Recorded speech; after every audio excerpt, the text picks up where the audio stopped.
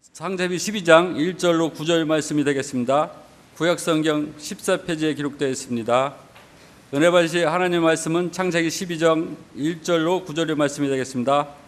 다 같이 하나님의 말씀을 합독하시겠습니다. 야훼께서 아브라함에게 이르시되 너는 너의 고향과 친척과 아버지를 떠나 내가 네게 보여줄 땅으로 가라. 내가 너로 큰 민족을 이루고 내게 복을 주어 내 이름을 창대게 하리니 너는 복이 되있지라. 너를 축복하는 자에게는 내가 복을 내리고 너를 저주하는 자에게는 내가 저주하리니 땅의 모든 족속이 너로 말미암아 복을 얻을 것이라 하신지라. 이에 아브라함이 야훼의 말씀을 따라갔고 롯도 그와 함께 갔으며 아브라함이 하란을 떠날 때에 75세였더라. 아브라함이 그의 아내 사레와 조카 롯과 하란에서 모은 모든 소유와 얻은 사람들을 이끌고 가나안 땅으로 가려고 떠나서 마침내 가나안 땅에 들어갔더라. 아브라함이 그 땅을 지나 세겜 땅 모래 상수리나무에 이르니 그때에 가나안 사람이 그 땅에 거주하였더라. 야훼께서 아브라함에게 나타나 이르시되 내가 이 땅을 내 자손에게 주리라 하신지라. 자기에게 나타나신 야훼께 그가 그 곳에서 제단을 쌓고 거기서 베델 동쪽 산으로 옮겨 장막을 치니 서쪽은 베델이요 동쪽은 아이라. 그가 그곳에서 야훼께 제단을 쌓고 야훼의 이름을 부르더니 점점 남방으로 옮겨갔더라. 할렐루야. 잠시 기도드리시겠습니다. 아버지 하나님, 은혜와 사랑을 감사드립니다. 복되고 귀한 날, 또 이렇게 금요 철야회 다니엘 아버지 6일째 기도회로 하나님 앞에 영광 돌리게 하시니 감사드립니다. 이미 응답을 예비해 놓으시고 우리들 감사와 찬양을 통해서 하나님이 기뻐하시고 열람하시고 흠양하시는 아름다운 예배되게 도와주옵소서. 오늘도 주님 함께 하심을 감사하며 예수님의 이름으로 기도드려옵나이다. 아멘. 여러분 반갑습니다. 저는 일본 순복음 후지사와 교회 담임 이혜순 목사입니다. 반갑습니다. 일본에 오실 때 후지사와에 오실 때 후지 안 사와도 돼요. 예.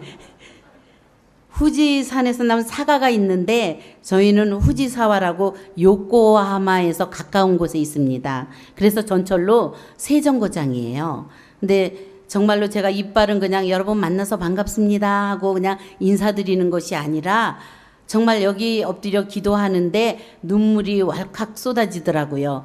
제가 여기서 조장만 한 것이 아니라 세신자 때부터 여기서 신앙이 훈련되고 연단되고 다져져서 구역장 되고 또 조장까지 돼서 이런데 여러분들이 이렇게 화면에 보면은 많이 본 얼굴인데 그런 아마 권사님들 계실 거예요. 근데 좀 변했어요. 살이 많이 쪘습니다. 예. 사실은 제가 여기서 처음에 예수를 믿고 강동 아파트로 이사를 왔어요. 그냥 2판 4판 빨래판이다 해갖고 우리 남편이 잘 나가다가 다 망해먹고 강동 아파트에 와서 교회를 나가야겠다. 순복음 하면은 역시 미친 사람들이 많대더라. 뭔가 미치지 않으면은 살기 어렵다 이런 마음이 들어서 사실은 교회 나가기 시작을 했었습니다. 그래서 열심히 나가니까 보니까 빨간 가방 든 사람들이 많더라고요. 그래서 교구장님한테 저 빨간 가방 어디서 삽니까? 물어봤어요. 나도 저 빨간 가방을 사서 들고 다니고 싶다고. 그랬더니 이거 갖고 싶으세요? 그러더라고요. 그래서 그거 갖고 싶다고 이랬더니 5명만 전도하면 그냥 공짜로 주겠대요. 예. 그래서 빨간 가방을 가지려고 열심히 전도를 했어요. 근데 정말로 한 달 만에 5명 채웠어요. 그래서 구역장이 되고 그러면서 구역 식구가 자꾸 늘어나요. 그러니까 주일마다 교회 갈 때 2-3명의 새신자를 모시고 항상 갔어요. 그러니까 제가 교구 사무실에 딱 들어가면은 우리 교구장님은 뒤에 또 몇 분 달고 오나 이거를 봤거든요. 그러다 보니까 6개월도 안 돼서 그 구역 식구들이 늘어난 거예요. 그러다 보니까 제가 영적으로 능력이 있어서 믿음이 좋아서 조장이 된 게 아니에요. 6개월 만에 노란 가방을 바꿨어요. 지금은 똑같은 색이지만은. 그래서 조장 가방이 노란 가방이었어요. 근데 문제는 노란 가방을 딱 들고 열심히 했는데 세상에 집사님도 방언하고 구역장님도 방언하는데 저는 성령 세례를 못 받았어요. 열심만 있어서 전도만 했지.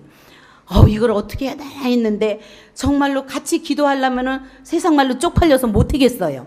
그래서 애들 다 재워놓고 밤에 기도하기 시작했어요.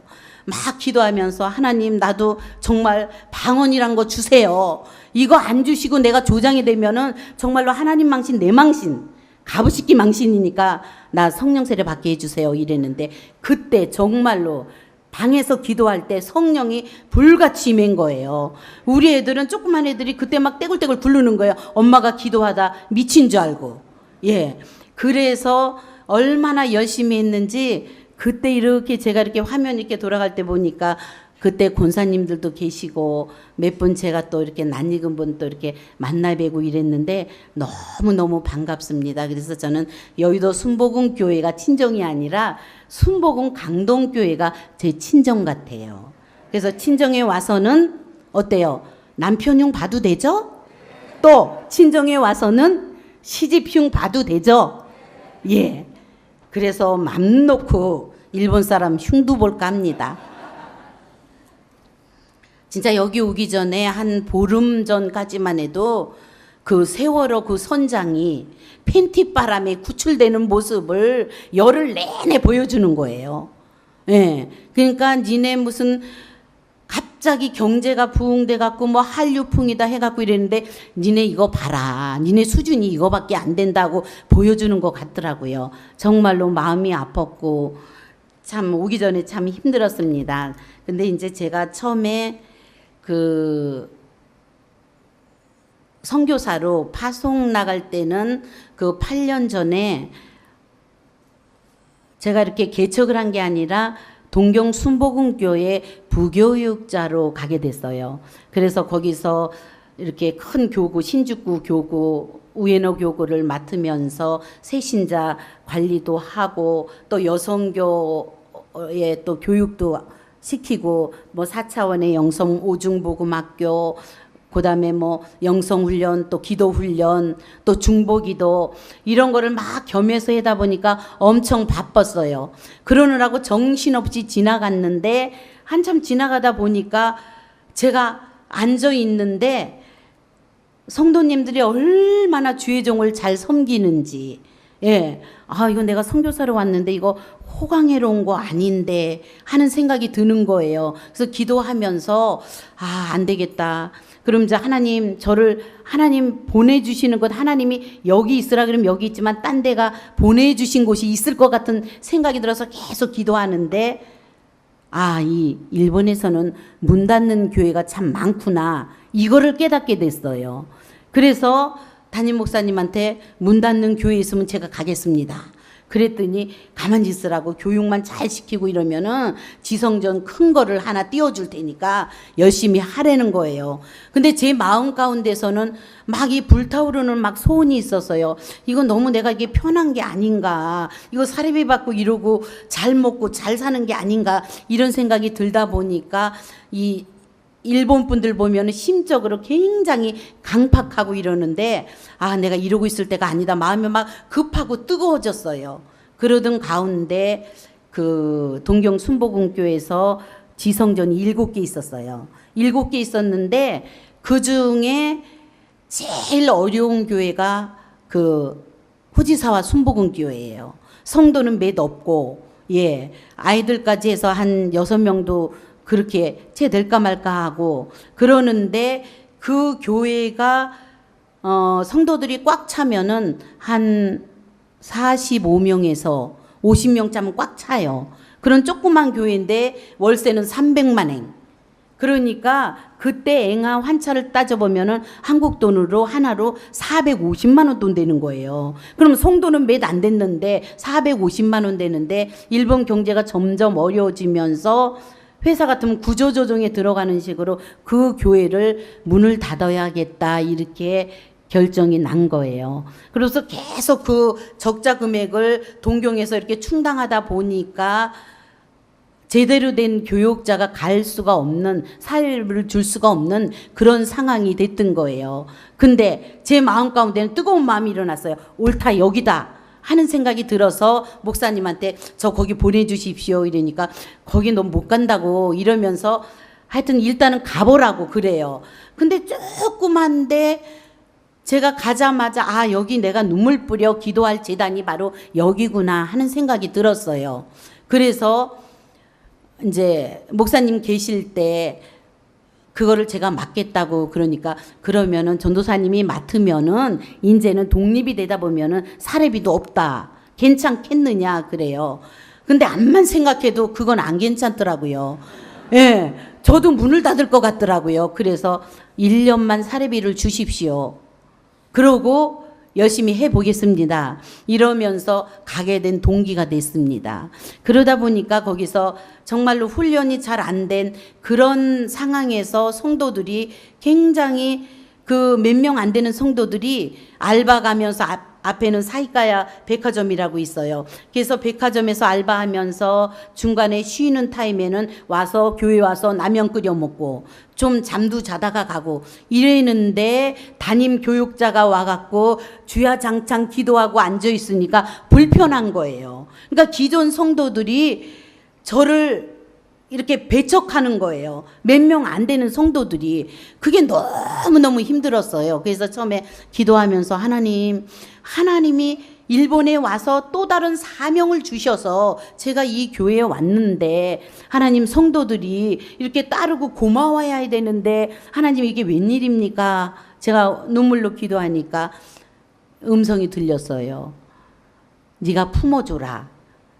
이 성도들은 그 방목돼 있는 양이다. 그동안에. 그러니까 동경에서 예배 드리는 것을 화상 예배로 드리면서 안수받는 성도들 보면 아, 우리도 교육자가 있었으면 좋겠다. 우리도 목사님을 보내주시면 좋겠어요. 기도했는데 막상 가니까는 불편한 거예요. 근데 이제 하나님은 그들을 품어줘라. 이렇게 주님의 음성이 들린 거예요. 그러니까 그때부터 이해가 되고 힘들어도 사랑으로 품어주게 되고 이러면서 이제 이렇게 하나님이 주신 사명을 이루어 나가기 시작을 한 겁니다. 여러분들 보통 사명하면은 어떻게 생각하세요? 아, 그거는 선교사한테만 주는 거야. 아니면 목사님한테만 주는 거야. 아니면은 특정한 사람한테만 하나님이 주는 거야 하고 생각하는 분들이 있을 것 같습니다. 근데 이 사명이라는 것은 은사와 달란트와도 관계가 돼요. 뭐냐면은 위에서 그분이 시키는 일을 하는 게 사명입니다. 예. 나한테 하나님이 하라고 명령하는 것이 사명이에요. 그 사명을 이루기 위한 소명의식을 갖고 열심히 뛰면은 결과적으로는 사명을 왜 주시냐? 하나님이 계획하심을 이루게 하시면서 사명 주심의 근원은 종당에는 복을 주시기 위함이다. 믿으십니까? 하나님이 복을 주시기 위해서 우리에게 사명을 주신다는 것입니다. 창세기 15장 7절에 보면은 또 그에게 이르시되 나는 이 땅을 내게 주어 소유를 삼게 하려고 너를 갈대아인의 우르에서 이끌어낸 야훼니라. 이렇게 말씀하고 있거든요. 창세기 15장 18절에 그날에 야훼께서 아브람과 더불어 언약을 세워 이르시되 내가 이 땅을 애굽 강에서 큰 강 유브라데까지 내 자손에게 주노니. 분명한 하나님의 약속이에요. 상 주시겠다고 하는 약속입니다. 자손의 복을 주겠대 하는 약속입니다. 창세기 12장 1절에서 3절에 보면은 너로 큰 민족을 이루게 하고 복을 주어 내 이름이 창대케 될지다. 너는 복이 될지라 그랬어요. 너는 복 받을 것이다가 아니에요. 복덩어리가 되는 것이 나라는 얘기입니다. 믿으십니까?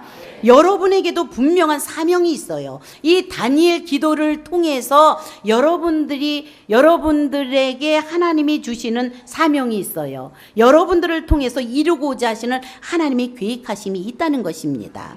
근데 그거를 찾지 못하고 평생 믿음 생활 하면서도 그냥 지나쳐 버리는 경우가 얼마나 많은 줄 모릅니다. 내가 복덩어리가 된다 하는 것은 뭐예요? 결혼해서 새 식구가 들어왔는데 며느리가 들어오고 그 집안이 잘 되면은 사람들은 그 며느리를 뭐라 그래요? 그렇죠. 복덩어리가 들어왔다 그러잖아요. 복덩어리면 나만 복 받는 것이 아니에요. 주위에 있는 모든 사람들이 복을 받게 되는 것입니다. 여러분들을 인해서 주위의 모든 사람이 복을 받게 되시기를 주님의 이름으로 축원드립니다.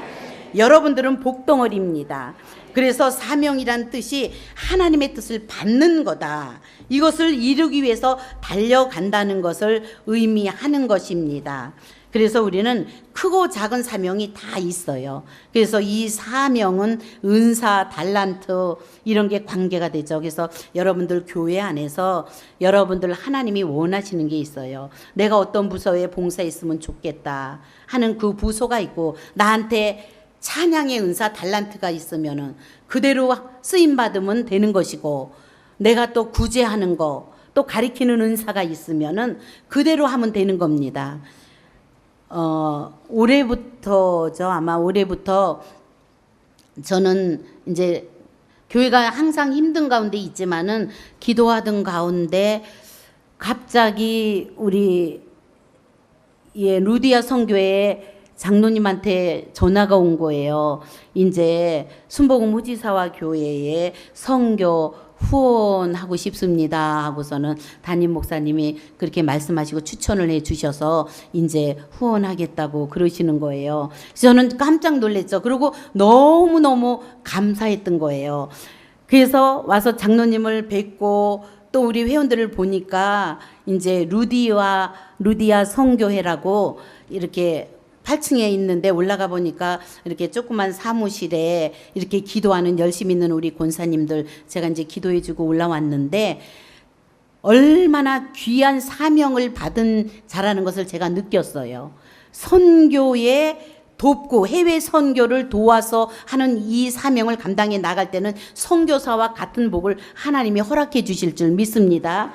그래서 너무 감사하고 우리 목사님께도 다시 한번 감사를 드립니다. 그리고 목사님은 제가 그 선교사로 나갈 때 그때 저한테 선교사 참 힘들 것이라고 이러면서 밥을 사준 목사님은 우리 김유민 목사님밖에 안 계세요. 예. 너무 감사합니다. 밥 얻어먹어서 감사한 게 아니에요. 그만큼 관심을 갖고 격려해 주시면서 그랬는데 그러고 이제 통 뵐 수가 없었죠. 저도 이제 선교지에서 또 기도하고 이러다 보니까 무슨 공식적인 자리가 없었는데 우리 목사님은 이렇게 공부할 때도 항상 부교육자, 부목사님이나 총무목사님이었던 것 같은데 같이 이렇게 공부를 하는 거는 담임 목사님 입장에서는 참 쉬운 일은 아니거든요. 나만 공부해서 열심히 하지 그 총무 목사님이나 다른 목사님을 모시고 같이 은혜 받고 같이 공부하면서 그런 마인드를 갖고 계시는 담임 목사님은 그렇게 흔치 않아요.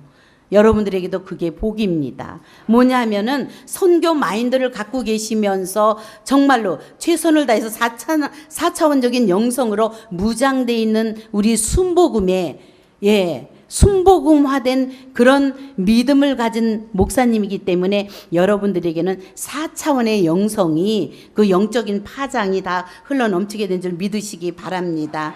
오늘 말씀에 보니까 이 하나님의 말씀을 받았을 때 아브라함이 순종했어요. 순종하면서 근데 순종할 것이냐 불순종을 할 것이냐는 우리가 택하는 거예요. 우리에게 자유의지를 주셨기 때문에 강압적으로 끌고 나가시지는 않습니다. 그러면은 여러분들에게 크고 작은 사명이 있다는데 그러면 그 사명을 알기 위해서 하나님이 눈에 보이십니까? 하나님 음성이 귀에 들리십니까? 그러면 어떻게 사명을 받습니까? 기도하지 않으면 안 된다는 거죠. 하나님이 우리에게 말씀을 통해서 당신을 드러내 주시고 나타내 주시고 기도할 때 우리가 하나님이 내게 준 그 사명을 깨닫게 됩니다. 하나님이 기쁜 뜻을 깨닫게 됩니다. 기도하면 응답받았다고들 하죠. 응답이란 게 뭐예요? 하나님 뜻과 내 뜻과 마저 떨어진 겁니다. 일치되는 겁니다. 그게 응답이에요. 그리고 하나님 말씀을 통해서 하나님이 당신을 드러내 보여주세요. 그러니까 가렸던 베일을 벗겨주시는 겁니다. 그래서 벗겨주시는 것만큼 우리가 하나님을 알 수가 있어요. 그래서 열심히 야훼를 힘써 알고 기도할 때 하나님이 나를 통해서 이루고자 하시는 그 뜻을 발견하게 되는 것입니다. 그래서 하나님이 그때그때 필요한 자리에 여러분들을 반드시 세워놓으시고 하나님의 계획하심을 이루는 도구로 여러분들을 분명히 사용하실 줄 믿으시기 바랍니다. 그래서 제가 순복음 우지사와 교회를 이렇게 처음에 이렇게 맡아서 갈 때 몇 명 안 되는 성도 가운데 그분들이 또 이제 가서 청소부터 했어요. 일단은 뭐냐면은 이 강대상도 없었어요. 이거는 먼지가 뽀얗게 저쪽 뒤에 창고도 따로 없으니까 뭐 4층짜리 빌딩인데 4층에 엘리베이터를 딱 내리면은 조그만 공간이 있어요. 근데 거기는 이제 교회 학교처럼 쓰고 바로 들어가면은 사무실 반 3분의 1, 3분의 2는 이렇게 성전 이렇게 했는데 몇 명 안 되는 이렇게 성도지만은 처음에는요, 나만 왜 이렇게 힘들게 여기 와서 일어나 막 많이 좌절했어요. 그리고 열심히 뛰었는데 그 눈에 보이는 숫자적인 부흥이 금방 나타나지가 않는 거예요. 뭐 얼마 전에 뭐 어떤 선교사님 오셔서도 아프리카는 뭐 그렇게 부흥되고 이래서 그런 거 들을 때 똑같은 심정이에요. 그래서 일본 하면은 경제대국이잖아요. 경제대국이고 참 일본은 우리나라보다 잘 사는 나라고 GNP가 높고 이러다 보니까 좋은 곳에 섬겨지구나 이렇게 생각하는 분들이 많아요. 그리고 한국이랑 가깝기 때문에. 근데 영적으로는 얼마나 힘든 곳인지 이루 말할 수가 없습니다. 800만의 우상이 있으면서 각종 우상 사신이 들끓는 곳이 바로 일본입니다. 그리고 우리 성도들은 보면은 이렇게 대체적으로 얼굴이 환해요. 근데 일본 분들은요, 옛날엔 안 그랬는지 모르지만은 굉장히 좀 어두워요. 이렇게 침울해요. 그리고 딱 내리면은 회색 도시 같은 그런 느낌이 들었어요. 그리고 우울하다 보니까 이 사람들이 정신질환이 많아요. 우울증 환자가 굉장히 많아요. 그리고 알코올 중독자가 많고, 그 다음에 그 여자들은 또 이 빠찡꼬는요, 막 반짝반짝 화려한 것은 거의 다 빠찡꼬장이에요. 그래서 그곳에 들어가서 뭐 시장 바구니 들고도 빠찡꼬에서 놀다가 가고 이런 사람들이 있는데, 저희 교회도 뭐 빠찡꼬가 옆에 있고 비디오장, 음란 비디오장 같은 게 2, 3층에 있고, 저는 이제 우리 교회는 4층인데 새벽 기도 드릴 때는 문을 잠그고 해야지 문을 열면은 이상한 사람들이 눈이 뻘개갖고 들어와요. 그리고 뭐 먹을 거 없냐 그러고. 그래서 처음에 저는 깜짝 놀랐어요. 그래서 무서워갖고 이제 문을 잠그고 기도를 하는데, 보통 저는 이제 저만 힘들다고 생각을 했어요. 하나님이 이렇게 눈에 보이는 거고 남들은 이렇게 부흥되는데, 저는 얼마 전에 오기 전에 그러니까 그 교회가 창립 14주년 됐어요. 그 다음에 제가 맡아서 한 독립 6주년 감사 예배를 드리고 왔어요. 그리고 동경에 있을 때 빼놓고. 그러다 보니까 제가 맡았을 때 7주년 됐을 때 맡았는데 7년 동안에 8분의 주의종들이 바뀌었어요. 그러니까 2달, 3달도 못해서 다 손 털고 나가는 겁니다. 그러니까 일본은 영적인 싸움도 대단하지만 야친과의 전쟁이고 월세와의 싸움이에요. 그러니까 이거를 내지 못하면은 문을 닫을 수밖에 없기 때문에, 이제 보통은 일본 분들이랑 결혼하는 그런 여자 목사님들 같은 경우는 자기네 집이 교회예요. 그래서 10명 이내의 성도들이 거의 한 60%는 돼요. 그리고 저희 순복음 재단만 이제 100개가 넘었는데 지금은 84개 중에서 문 닫고 해서 지금 76개라 그러더라고요, 교회가. 그러니까 1년에 우리 순복음만 해도 5교회가 문을 닫는다고 제가 보고를 이렇게 받은 적이 있었거든요. 우리 이제 총회에 모이면은. 그만큼 어려운데 순복음이 그럴 정도면은 딴 데는 무지 어렵다는 얘기입니다. 그래도 순복음의 영성으로 강화되기 때문에, 그래서 저는 선교하면은 막 전도도 제가 열심히 했고 이러기 때문에 제가 여기 있을 때 전도상도 받았어요. 조윤기 목사님한테. 여의도에 가서 3등. 예. 그러니까 뭐 입만 열면은 전도만 하면 그냥 뭐 뭐죠? 지남철에 좌석에 쇠붙이 딸려오는 듯이 그냥 딸려오는 줄 알았고, 이제 그 영성을 가지고 나가면은 자연히 부흥된 줄 알았는데 그게 아닌 거예요. 너무 힘든 거예요. 근데 딴 교회들도 그런 교회가 많으면서 정말로 이 목사님들이 참 대단하구나. 예. 일본 선교사님들이 참 대단하구나. 이런 걸 느꼈어요. 그러니까 버티는 게 선교구나. 버티면서 있는데 굉장히 힘들고 외로운 겁니다. 그러면서 저는 혼자 간 거예요, 혼자. 지금 남편이 이제 뭐 하나님이 장립돼서 이렇게 열심히 충성하지만 그때만 해도 제가 선교사를 갈 때 안수 집사였어요. 그러니까 안수 집사인데 집사 된 지 얼마 안 돼서 이제 6년이 넘었을 땐가 거의 10년 됐을 땐가 안수 집사를 받았는데 기분 좋으면은 예, 믿음 안에서 좋은데 기분 나쁘면은 에이 이거 안수 집사도 난 내놓을 거라고 이럴 정도였는데 그럴 때 하나님이 가라 그럴 때 제가 마음이 참 무겁더라고요. 일본에 가라 그럴 때 하나님 저런 남편 두고 가고 아직 애들은 결혼도 안 했는데 가면은 우리 가정은 어떻게 됩니까? 혹시 콩가루 가정이 되면 어떻게 됩니까? 막 걱정이 됐는데 일단 순종하고 가니까 하나님이 이루어 주시는 겁니다.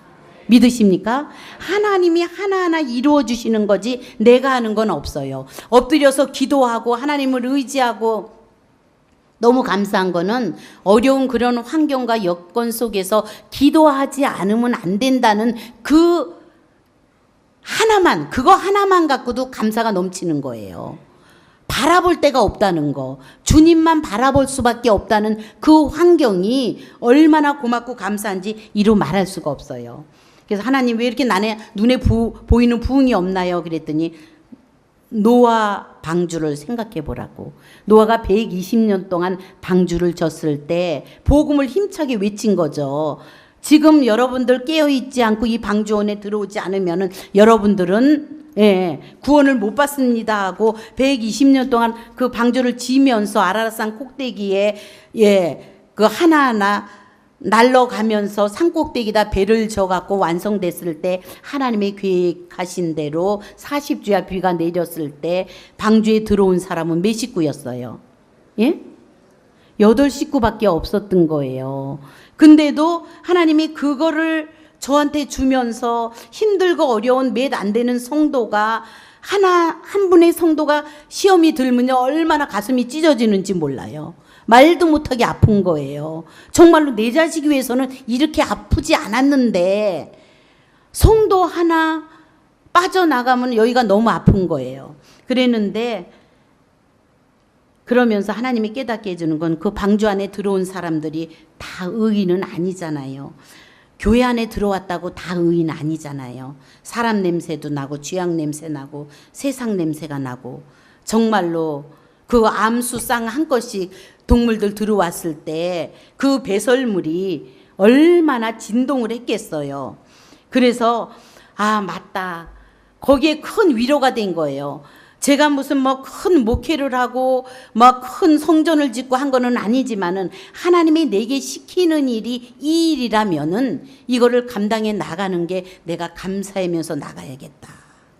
그리고 이렇게 쓰나미가 오고 방사능 있고 막 이럴 때는 그 다음에 그 여진이 얼마나 무서운지 몰라요. 여진이 계속 흔들릴 때는요. 그리고 기획 정전을 한다고 하루에도 몇 번씩 불을 끄면요.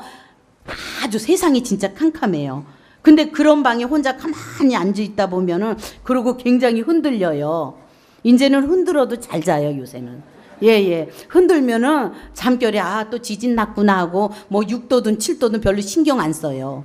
그리고 일본에서 왔다 그러면 대부분 사람들은 뭐라 그래요? 거기 음식 괜찮냐고, 방사능 때문에 위험하지 않냐고. 여러분들도 혹시 그런 생각하실 수 있죠. 근데 없어서 못 먹어요, 저는요. 그냥 먹습니다. 그리고 그분들도 일본 사람들도 사실은 위험하지 않은 건 아니에요. 나라에서 쉬쉬하고 그러고 있기 때문이지 위험하지 않은 건 아닌데도 불구하고 그 사람들은 또 인내력은 대단해요. 뭐냐면은 그냥 하루에 한 5, 60번 엑스레이 찍는다고 생각하자. 이런 식으로 운명으로 받아들이는 것 같아요. 운명으로 받아들이고 아직도 지금 3년이 지났나요? 컨테이너 박스 안에 살고 있어요. 그게 뉴스에 나면은 우리나라 사람들 같으면 벌써 데모하고 난리가 났을 텐데 그 사람들은요 그대로 순응하고 살아요. 순응하고 살아요. 제가 일본에 가서 느낀 거는 왜 저 사람들이 그 복을 못 받을까? 경제 대국이긴 하지만은 누리는 복이 없는 겁니다. 부자는 어떤 사람이 부자인지 아세요? 재물을 많이 축적하고 쌓아두는 사람이 부자가 아니에요. 돈이라는 것은 내 주머니에서 나와서 쓸 때 구제하고 선한 사업에 힘쓸 때 그때 돈의 효용 가치가 높아지는 것입니다. 믿으십니까? 그 사람들은 돈을 안 써요. 화산 폭발이 되고 이런 거기 때문에 온천 문화죠. 그래서 온천이 너무 아름답고 좋은데 가보면은 젊은 사람들은 없어요. 거의 노인네들. 근데 노인네들이 돈을 움켜쥐고 쓰지를 않아요. 그러니까 경제가 유통이 안 되는 거죠. 그러니까 점점 어려울 수밖에 없어요. 그러니까 젊은 애들은 후리타라 그래갖고 그냥 펜대 잡고 이렇게 무슨 삼성이라든지 이런 좋은 회사 들어가기를 바라는 게 아니에요. 여러 가지 알바를 3개, 4개 뛰는 게 오히려 돈을 버는 거예요. 그렇게 돈을 벌다 보니까 여유가 없어요. 3분의 1은 그 야칭이라고 집에 그 전세가 없으니까 일본은 전세 개념이 아니에요. 거진 다 월세예요. 그러니까 그 3분의 1은 월세를 내고 3분의 1은 세금을 내고 3분의 1로 살아가요. 3분의 1로 살아가는데 교통비가 엄청 비싸요. 예. 교회 한번 오려면은 우리 성도들이 알바하는 그 젊은 애들이 한번 교회에 오려면은요. 만약에 신주쿠에서 온다 그러면 1200엔이면은 왕복 2400엔이면은 한 3만 원이 들어야 차비가 되는 거예요. 그리고 헌금 천행을 한다 그러면은 그 돈을 감당을 못 하는 거예요. 그러다 보니까 성도가 늘지도 않지만은 이 헌금을 하는 확률이 일본 사람들은 물론 신앙이 들어가면은 11조 하지만은 한인교회 일본 분들이 오는 사람들은 거의 직장 없는 사람 이런 사람들이 와요. 그리고 이 헌금을 하면 동전 1행 그다음에 10행 은혜 많이 받으면 100행을 냅니다. 예. 그러고 오는데 그분들이 그래도 얼마나 귀한지 몰라요. 그 영혼이 굉장히 한 영혼 한 영혼 천하보다 귀한 영혼입니다. 그러고 그냥 술에 쩔어서 담배에 쩔어서 이런 사람들이면 안수해주면 안수해줄 수가 없어. 냄새가 나서. 그래서 이또상이라고 있어요. 이또 겐지상이라고. 한 40대 이렇게 됐는데 거의 술주정빙이에요. 근데 교회 앞에서 엘리베이터 앞에서 자는데 완전 하체를 다 벗고 자는 거예요. 새벽기도 오는데. 그래서 그냥 이렇게 건너뛰어서 이제 문을 따고 들어가서 이제 새벽기도를 하고 이제 이랬는데 그 사람이 변화받아서 이제 우리 교인이 된 거예요. 교인이 됐는데 여전히 술 냄새 나고 몇 명 안 되는 성도도 그 사람 옆에 안 가요. 그리고 감옥에도 몇 번 들락날락 했고 이랬는데 갑자기 안수를 했는데 이 사람이 그냥 방언이 막 터져 나오는 거예요. 그래서 저는 깜짝 놀란 거예요. 하나님 여기 아니에요. 저 말썽쟁이 집사를 주셔야지 왜 여기입니까? 이 사람이 다다다다다다 막 방언이 나오는 거예요. 그랬더니 하나님이 그게 왜 네 주관이냐 내 주관이지. 예, 왜 네 맘대로냐 내 맘대로지. 그랬는데 방언 받고 눈물 콧물 흘리면서 하면서 생활이 조금씩 한 사람 한 사람 이렇게 변화되는 과정에서 굉장히 보람된 이게 선교사로서의 힘들지만은 천하보다 귀한 영혼을 하나님이 내게 맡겨주셨기 때문에 이들 한 영혼이라도 구원하는 게 내 사명이라면은 나는 이 자리를 지킬 것이다. 예. 그러니까 쓰나미 나고 이랬을 때 우리 딸도 엄마 들어오라고 들어와서 엄마 잠깐 위험할 때 그러니까 보통 그 각 나라에서는 자국민들을 다 실어서 고국으로 돌려보내는 비행기를 타고 다 갔어요. 근데 우리나라는 그렇게는 안 했는데 이제 그럴 때도 조영기 목사님이 성회 때문에 오셨었거든요. 한번. 그랬는데 제가 그랬어요. 나는 못 간다고. 그랬더니 엄마는 성도만 중요하고 우린 안 중요하냐고. 그래서 그거는 아니고 여기 한 사람이라도 남아 있다면은 나는 이 사람 때문에 못 갈 것이다. 왜 그러냐면은 아니 잠깐 피난에 있다고 다시 와서 외치는 그런 복음을 그렇게 외치는 선교사의 복음을 누가 받아들이겠느냐. 안 된다. 나는 여기 있는 게 한 사람 구원하는 것이 내 사명이라면 내가 여기 있는 게 맞다. 미안하다. 이랬더니 그때 우리 딸이 막 울더라고요. 그리고 저희 남편은 이제 장로기 때문에 뭐 울아가라 말은 안 하지만은 기도하고 이제 그렇게 이제 옆에서 큰 힘이 돼줬거든요. 그러는 바람에 이렇게 합력해서 하나님이 선을 이뤄주시고 또 여러분들이 이 루디아 선교에서 뭐 작은 금액이기 때문에 아이 죄송합니다. 더 많이 후원을 해야 되는데 장로님은 그렇게 말씀하시고 목사님도 말씀하시지만은 그거는 금액이 돈이 문제가 아니라는 겁니다. 왜 그러냐면은 그렇게 마음이 오고 가면서 기도의 네트워크를 이루면서 중보해 준다는 게 얼마나 큰 힘이 되고 위안이 되는지 이루 말할 수가 없어요. 그러니까 그 중보 기도 때문에 우리 교회가 이렇게 버티고 있었던 게 아닌가 이런 생각이 듭니다. 그래서 이제는 우리가 큰 바램과 소망이 있다면은 물론 많은 숫자적인 부흥보다는 지금은 이제 이 성도님들의 평균 연령이 한 33세 정도 돼요. 젊은 이렇게 성도들로 많이 와서 이제는 이 젊은 애들이 청년들이 12명 예수님의 제자화된 믿음 갖기 해갖고 이제 계속 교육하고 기도 훈련시키고 또 이렇게 집에서 멀다 보니까 교회 오려면 2시간씩 걸려요. 돈도 돈이지만은 2시간씩 걸리고 이러니까 그리고 직장 다니고 알바 그러면 얘네들이 너무 지치거든요. 그러면은 제가 이제 저 혼자 있으니까 토요일 날 같은 때는 그냥 우리 집에 와서 자라. 제가 그래요. 그러면 토요일 날 와서 자면은 토요일 날 이제 밥을 이제 먹여줍니다. 같이 먹고 이러면은 그리고 걔네들이 뭐 김치찌개라도 해주면 엄청 좋아하거든요. 그리고 일본 사람들은 매운 거 우리 교회에 있는 일본 분들은 저보다 더 잘 먹어요. 뭐 떡볶이 이런 거. 그러면은 얘네들을 토요일 날 와서 밥을 먹이고 자요. 그래서 1명 이렇게 했는데 지금은 3명 토요일 날 와서 자고 주일 날 아침에 제가 나갈 때 니네 문 잠그고 와라고 전 일찍 새벽부터 나가는데 저도 이제 꾀가 생겼어요. 하나님이 지혜를 주세요. 그래서 야 니네들 밥 해주느라고 목사님이 아침 기도가 그만큼 손해봤는데 밥 먹고 너는 설거지하고 너는 빨리 여기 정돈하고 빨리 이불 개놓고 목사님은 화장할게. 그러고 같이 가자. 이래갖고서는 이제 새벽에 같이 1시간씩 기도하는 거예요. 그러면서 이렇게 하나하나 이제 기도의 훈련을 쌓아가고 전도하는 것도 이렇게 하면서 전도는 저희가 이제 애끼라고 여기에서 이 한국 김을 되게 좋아해요. 놀이라고. 요만한 김에다가 커피 믹스 좋아해요. 그 커피에다 전도지를 넣어서 이제 여기에서 그 왔다 갔다 하는 이동인구가 굉장히 많아요. 처음에는요, 무식하면 담대하다고 저는 이제 이 순복음의 그 신앙을 가졌기 때문에 가서 전도를 하는 거예요. 그래서 막 5,000분을 뿌린 거예요. 기적이 일어났어요.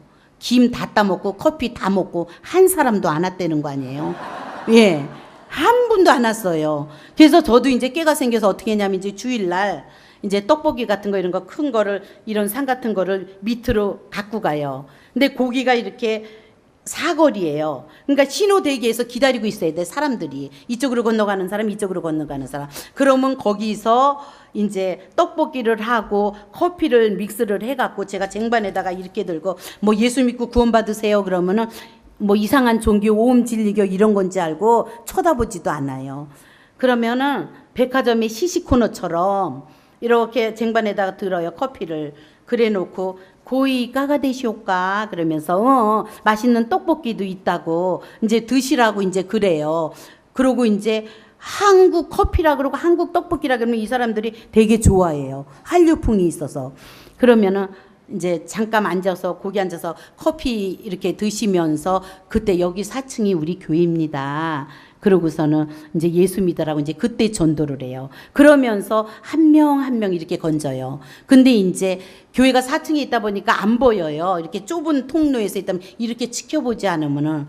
그래서 그 예배 끝나고 이제 애들 공부, 이제 성경 공부하고 나가서 이렇게 짧은 시간 하면서 이제 기도하면서 나가는 거죠. 하나님, 우리가 짧은 시간 내에 이렇게 전단지를 뿌리는데 받는 사람들이 그냥 받지 말고 그 사람들의 마음을 움직여서 정말로 교회를 생각하고 예수 믿게 해주세요 하고 짧은 기도를 하고 나가면은 하나님이 또 반드시 이렇게 걷게 해주십니다. 그래서 한 명 거둔 성도가 믿음에 제대로 서기까지는 일본 사람들은 거의 4, 5년이 걸려요. 그러니까 인내하는 그런 신앙을 갖지 않으면은 굉장히 힘들다는 겁니다. 그래서 성경에 보니까 시편 2편 7절에 보면 내가 야훼의 명령을 전하며 야훼께서 내게 이르시되 너는 내 아들이라 오늘 내가 너를 낳았도다 그랬거든요. 창세기 21장 7절에도 자식들이 젖먹이겠다고 누가 아브라함에게 말하리요. 아브라함이 노경에 내가 아들을 낳았도다 하니라 이렇게 돼 있거든요. 그러니까 생명을 얻기 위한 고통과 아픔이 있어야지만은 이 사람들이 하나하나 일어나는 거죠. 그러니까 내 아픔을 딛고 이 사람들이 일어나면은 그 사람들이 새 생명을 얻어서 이것이 바로 선교고 전도구나 이런 생각을 갖게 됩니다. 그리고 하나님의 사랑을 전하는 거예요. 내가 어떻게 그 사람 그 영혼을 내가 끌어들이냐고요. 하나님의 사랑을 전해요. 최선을 다해서 기도하면서. 근데 문제는 뭐냐? 여러분들이 기도만 하고 앉아있으면 안 된다는 겁니다. 아브라함에게 친척분 또 아비집을 떠나라 그랬잖아요. 여러분들이 처음에는 떠나는 그런 신앙이 돼요. 안주하고 있던 것, 내가 편했던 것, 이런 거에 떠나는 변화가 없으면은 새로운 삶의 도전이 축복의 통로를 이룰 수 없다는 것입니다. 그래서 그 가나안과 우르의 중간 지대가 그 하란입니다. 그래서 하란에 머물러 있을 때 친척분도 아비집을 떠나 내가 내게 지시한 땅이 아니에요. 지시할 땅. 아직 명령하지 않은 땅. 가라고 할 때 가라는 말씀만 듣고 떠나는 그런 행동이 있어야 돼요. 그러니까 하나님은 사랑이에요. 그러면 사랑은 추상적인 단어가 아니라는 것입니다. 하나님이 세상을 이처럼 사랑하사 독생자를 주셨으니 사랑, 르하우, 행동 영역 동사예요. 그러니까 여러분들이 움직여야 돼요. 그래야 열매도 맺혀지는 겁니다. 전도의 열매도 맺혀져요. 기도할 때 하나님이 지혜를 얻게 됩니다. 믿으십니까? 그래서 여러분이 편한 거, 그동안의 전통, 유산, 풍습, 쓰던 물건 이런 나쁜 습관이라든지 지금까지 익숙해 왔지만은 하나님이 싫어하는 것은 과감히 잘라버리고 떠나는 그런 삶이 첫째 중요하다는 겁니다. 여러분들이 예수 믿는 것 때문에 내가 집 산 것 때문에 권 산 것 때문에 장로이기 때문에 포기하고 떠나야 될 것이 반드시 있다는 것입니다. 이걸 떠나버리지 않으면 안 돼요. 이게 우선이 돼야 되는 겁니다. 먼저 떠나야 됩니다. 그리고 믿고 순종하고 떠나면은 그 다음에 말씀 따라가는 겁니다. 그러니까 말씀 따라 사는 길이 사명을 이루는 삶이에요. 믿으십니까? 우리가 하나님의 뜻을 알기는 참 그렇게 쉬운 일은 아니에요. 기도해도 뭐냐면은 하나님이 우리를 지으셨잖아요. 그러니까 우리는 피조물인데 창조주를 그냥 다 할 수는 없어요. 그렇지만은 하나님은 정확하십니다. 우리에게. 근데 정확하시고 정말로 분명하시고 약속을 이루시는 그 하나님을 우리가 어떤 때는 대충 믿는다는 거예요. 하나님, 내가 이렇게 기도하면은 하나님 이거 맞는 거죠. 이런 식으로 우리가 대충 믿는 것이 얼마나 많은 줄 모릅니다. 그러니까 아브라함도 일단 떠났는데 외형은 떠났고 순종했지만은 조카롯을 데리고 갔잖아요. 그러니까 그 조카롯을 통해서 싸우는 거예요. 그 조카의 종들하고 아브라함의 종들하고 매일 싸우다 보니까 안 되겠다. 너랑 나랑 찢어지자. 네가 동하면 나는 서할 것이고 네가 남하면 나는 북할 것이다 하면서 하니까 롯이 뭐라 그랬어요? 자기가 보니까 정말로 에덴 동산같이 아름다운 소돔과 고모라 쪽을 택하니까 그러고 서로 찢어졌을 때 창세기 13장 14절 이후에 롯도 떠나갔고 그랬을 때 하나님이 아브라함을 불러내서 저 많은 무뼈를 바라보라. 네 후손이 저렇게 창대케 되리라 하고 후손에 대한 그때 언약의 말씀을 그때 받는 겁니다. 그리고 너는 내 상급이라고 내 상급이 될 것이라 그러니까 아브라함이 하나님 맞아요. 하나님 내가 너무 잘했죠. 순종 잘했죠.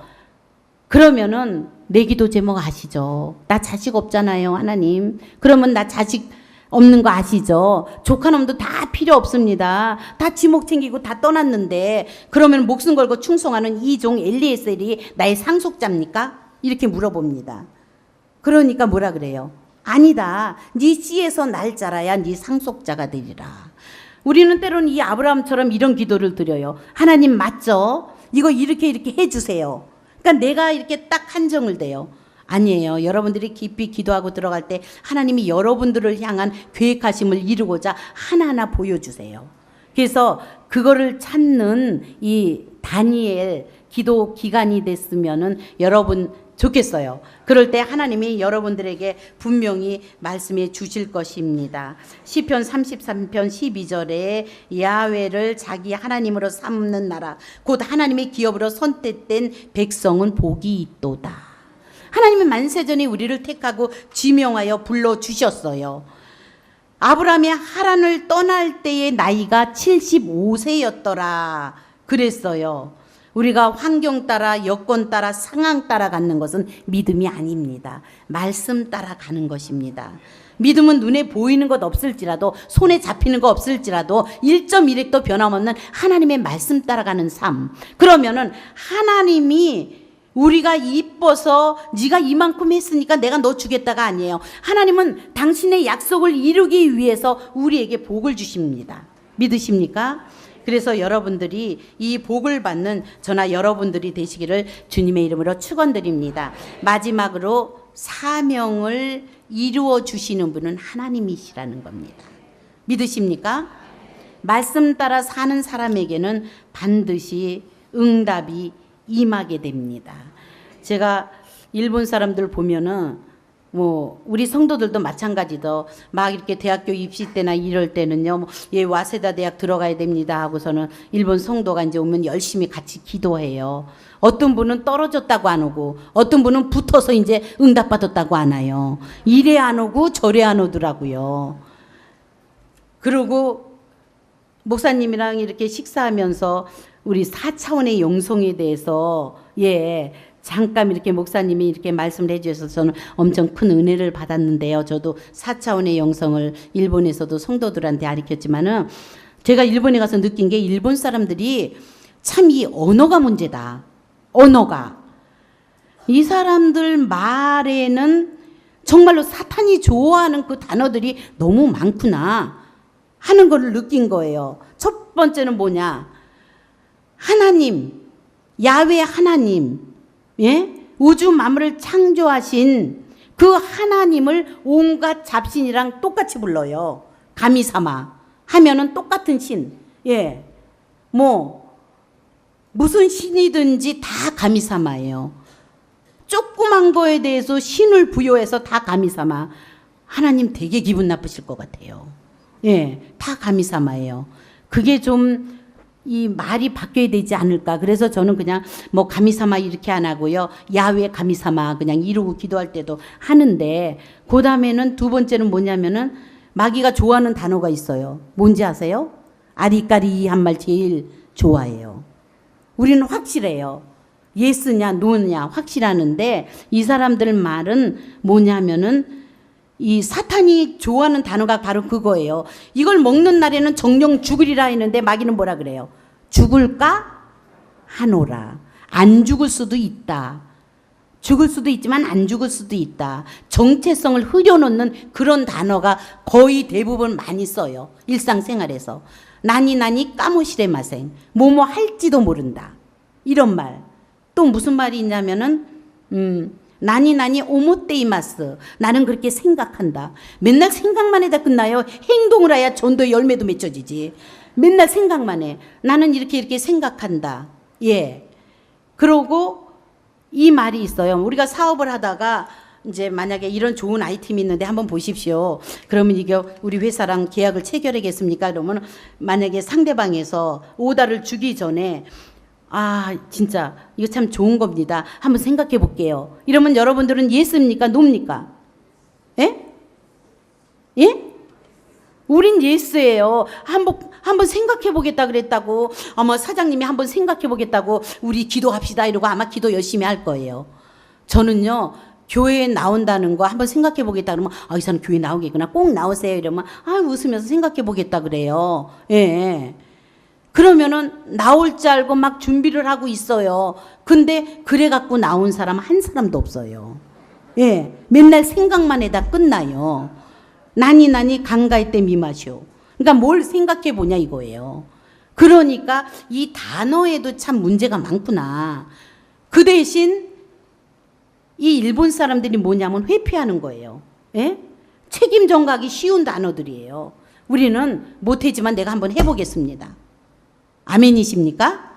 제가 하겠습니다. 구역장 순종하겠습니다. 못하지만 조장 순종하겠습니다. 도시효과나 어떻게 할까? 너무 화가 나는 거예요. 처음에 일본어로 설교하기 전에 제가 일본어로 이렇게 해갖고서는 이제 일본 성도한테 한번 이걸 원고를 보라고 그래요. 그럼 좀 체크해달라 그러면은 우리는 그런 거를 받았으면은 목사님 이거 좀 틀려요. 이거는 이렇게 해서 빨간 걸로 짝짝 꽂으면은 얼마나 좋아요. 그쵸? 도시효과나 이래요. 어떻게 할까나 그래요. 뭔 어떻게 짝지고 고쳐주면 되지. 예. 그러면은 이 사람들하고 얘기하면은 막 어떤 때는 신경질이 나요. 화가 나. 이런 마인드 갖고 맨날 이런 말만 하다가 마귀가 좋아해 갖고 짝짝 끊겨 갖고 언제 응답받을 것인가. 이런 생각에 제가 마음이 막 앞서가기도 합니다. 근데 배울 거는 있죠. 인내를 해요. 그만큼. 참 인내해요. 그러니까 복음이 확산이 더디어지는 것이 뭐냐면은 우리가 적과 싸움에서 이기려면 적을 알아야 되잖아요. 이 사람들이 왜 문화가 이렇게 됐냐 알면은 그 다음에 이거를 대처할 수 있는 능력이 생기는 거예요. 이 사람들은 예의가 굉장히 바라요. 그러니까 저는 새벽에 자전거 타고 가요. 주차할 데가 없으니까 한번 딱지 띄면은 2만행씩 이렇게 나와요. 15,000행, 2만행. 그러면은 15만 원, 20만 원 나오는 거예요. 주차 딱지가. 잠깐 새벽 기도 때 세워두면은 딱지 딱 붙이면은 그런 거예요. 그래서 이제 새벽 기도 때 제가 차를 한 바퀴 이렇게 돌려요. 그래갖고 몇 분 안 되는 성도님들 모시고 이제 오고 그러면은 차를 얼른 갖다 주고 딱지 찌기 전에 새벽에 얼른 갖다 주고 다시 와서 자전거를 타는데 자전거를 타다가 이렇게 부딪히면은 우리는 뭐라 그래요? 뭐 제대로 해라고 눈이 삐었냐 어쨌냐 그러는데 얘네들은 그렇지가 않아요. 동시에 나와요. 스미마생 동시에 나와요. 고맹나사이하고. 그러면 서로 미안하다 그러는 거예요. 근데 이분들이 이 미안하다는 것이 속에서 우러나는 미안함인가 아니면 이빨은 미안함인가 이거를 모르겠는 거예요. 근데 일단은 외형적으로는 남한테 폐해 안 끼치고 예의 바르고 이러잖아요. 그게 문제인 거예요. 뭐냐면은 자기의의가 강해. 자기의의가 강하기 때문에 하나님을 안 믿어도 나는 성실하게 살아간다. 근데 성경에는 뭐라고 써 있어요? 야훼의 성실로 식물을 삼는 자는 복이 있도다. 믿으십니까? 내 성실, 내 의의가 가득하면은 하나님의 말씀이 들어올 수가 없어요. 뿌리를 내릴 수가 없어요. 나 같은 죄인 살려주시고 구원해 주신 거 감사해서 눈물을 흘릴 때 죄 많은 곳에 은혜가 많다고 그래서 믿음이 성장하는 건데 나는 항상 의로운 거예요. 예. 그리고 나는 항상 성실해요. 누가 뭐래도. 그러니까 그분들이 말씀이 들어가기가 얼마나 어려운지 모릅니다. 그래서 우리는 결론적으로는 하나님의 명령을 순종하고 싶으면 순종하고 순종하기 싫으면 그만두는 게 아니라는 것이죠. 진리 그 자체이고 엄한 명령이 하나님 말씀 속에 있다는 것입니다. 믿으십니까? 그래서 성경의 말씀을 그냥 넘어갈 내용은 한 구절도 없다는 것입니다. 그래서 하나님의 명령은 지금 이 시간 내가 곧 실천해야 할 실질적인 명령이고 우리가 복받게 살 수 있는 유일한 길이 하나님의 말씀에 순종하는 길입니다. 그렇기 때문에 해도 되고 안 해도 되는 것이 아니라 반드시 하나님 말씀 따라 순종하는 저나 여러분들이 되시기를 주님의 이름으로 축원드립니다. 그래서 말씀은 우리를 향한 하나님의 엄중한 명령이고 생명이라는 것을 여러분들이 늘 기억하셔서 정말로 하나님이 오늘 내게 무슨 명령을 하실까? 내게 나한테 무슨 은사와 달란트가 있는가, 그거를 여러분들이 개발해서 최선을 다해 나갈 때 정말로 하나님의 예비된 축복, 그 사명 주심에는 반드시 뭐냐 하면은 종당에는 복을 주시기 위함이다. 믿으십니까? 하나님은요 저나 여러분들이 복받기를 원하신다는 것입니다. 그래서 제가 정말로 이 선교지에 있으면서 힘들고 어려울 때 엎드려 기도할 때 하나님, 내가 이 6주년 감사 예배를 드리면서 이 교회가 14년 된 교회인데 아직까지도 이렇게 꽉 차지 않는 이 상태에서 참 힘듭니다 할 때 하나님이 내가 너한테 베풀어 준 그 은혜와 축복을 손꼽아 헤아려 보라 그러더라고요. 엄청 많더라고요. 엄청 많아요. 믿음의 부자로 만드시고 애들 제가 선교사로 있으면서 물론 시집장가 다 보내고 하나님이 다 그렇게 선교사 있는 동안에 하나님이 다 일어나 주세요. 손자도 보고 그냥 하나님이 하나하나 일어나 주시면서 이제는 참 힘들었던 것은요. 남편이 이제 뭐 명태다 조태다 이런 게 많아서 60 되기 전에 보통 이제 회사를 그만두는 경우가 많잖아요. 그래서 저는 사실 카나다를 하나님이 선교사로 나가라 그럴 때 하나님 카나다입니까? 카나다 가는 게 좋겠죠. 제가 그랬어요. 왜 그러냐면 카나다에 가면은 우리 시어머님, 시아버님, 신우 남편, 조카, 그다음에 뭐 조카 며느리 뭐 이렇게 따지면 한 20 몇 명 되더라고요. 그렇게 다 하면은 성도가 일단 그렇게 되면 얼마나 좋아요. 우리 딸도 있고. 하나님 카나다 갈게요. 딱 이랬는데 하나님이 아니다. 일본이다. 그랬을 때 참 그때는 참 힘들었는데 남편한테 하나님이 일본으로 가라 그랬다 그랬더니 당신이 응답받으면 그대로 해는 거지 뭐. 그럼 일본이 맞겠지. 이래서 그다음에 하면서 남편이 한 2년 있으면은 뭐 조태 명태에서 넉넉히 2년이면은 일본에 와서 같이 이렇게 도와주겠다. 뭐 이제 뒤에서 서포트는 계속 해왔지만 도와주겠다 이렇게 생각을 했어요. 그랬는데 이 뭐 야칭 내는 것도 어렵고 여러 가지 이게 금방 눈에 보이는 그런 부흥도 없고 물질도 그러니까 하나님이 정말로 만으로 60세니까 61세까지 완전히 장수했다니까요. 그 회사에서. 그래서 오래 있고 그러면서 물질이 필요하니까 그러다 보니까 떨어져서 이렇게 7년 8년 이렇게 있는 거예요. 근데 요새는 너무 감사한 게 동부가 선교 회장이 되니까 이제 뭐 일본 뭐 시베아 성이라는 거 이런 성에 있을 때 조영기 목사님 모시고 와야죠.